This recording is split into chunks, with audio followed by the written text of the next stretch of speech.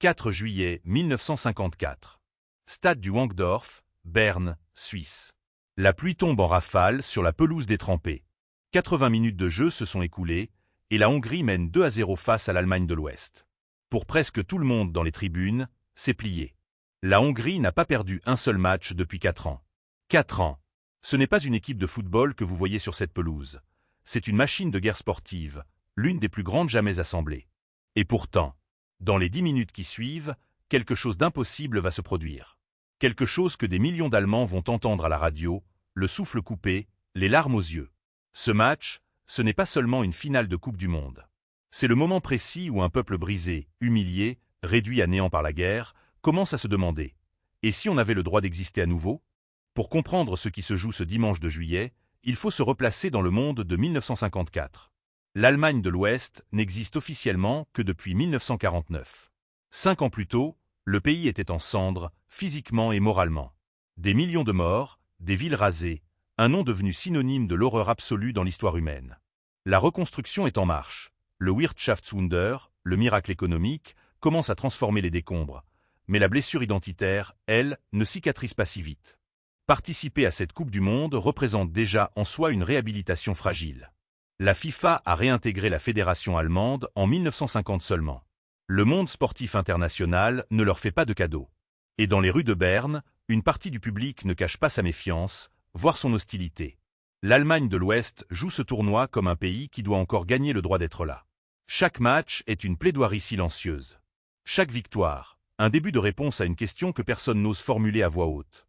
Peut-on, 9 ans après la capitulation, être à nouveau fier d'être allemand? En face, la Hongrie. Soyons honnêtes, sur le papier, il n'y a pas de match.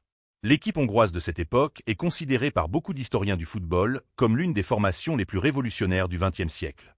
Son style de jeu brise tous les codes établis. Positionnement fluide, pressing collectif, faux numéro 9. Une approche tactique qui préfigure des concepts qu'on ne théorisera vraiment que des décennies plus tard. Ces joueurs ne perdent pas littéralement. Leur série d'invincibilité court sur plusieurs années au moment d'entrer en finale. Et lors de la phase de groupe de ce même mondial, la Hongrie avait infligé une correction sévère à cette même Allemagne de l'Ouest, une défaite lourde, humiliante en apparence, même si le sélectionneur allemand Sepp Herberger avait prudemment ménagé plusieurs titulaires ce jour-là, anticipant une possible revanche dans le tableau. Stratège ou visionnaire? Les deux, sans doute. Mais même avec ce calcul, même en sachant que la finale viendrait peut-être, personne dans le camp allemand ne pouvait se sentir serein face à une telle équipe. Le match commence en coup de tonnerre. La Hongrie marque 2 fois en 8 minutes. Le scénario semble écrit. Mais l'Allemagne ne s'effondre pas. Elle répond, marque à son tour, réduit l'écart. Pendant 70 minutes, les deux équipes se livrent sur une pelouse de plus en plus boueuse, dans des conditions qui brouillent les repères techniques. Et puis, à la 84e minute, Helmut Rahn reçoit le ballon à l'entrée de la surface hongroise. Il y a une hésitation, un contrôle et un tir croisé qui finit au fond des filets. 3-2. Le commentateur radio allemand Herbert Zimmermann lâche alors une phrase qui entre dans la légende. Tor. Toi. Toi. Toi. Répétée avec une fièvre croissante, la voix brisée par l'émotion. Cette voix, des millions d'Allemands l'entendent en direct, collés à leur poste. Les 6 minutes qui suivent sont une éternité. La Hongrie presse, crée des occasions. L'arbitre siffle. C'est fini. L'Allemagne de l'Ouest est championne du monde. Ce qui se passe ensuite est difficile à décrire avec des mots sobres. Dans les foyers allemands, les gens pleurent.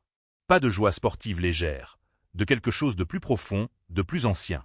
Des soldats revenus cassés, des femmes qui ont survécu à la faim et aux bombes, des enfants qui ont grandi dans les décombres.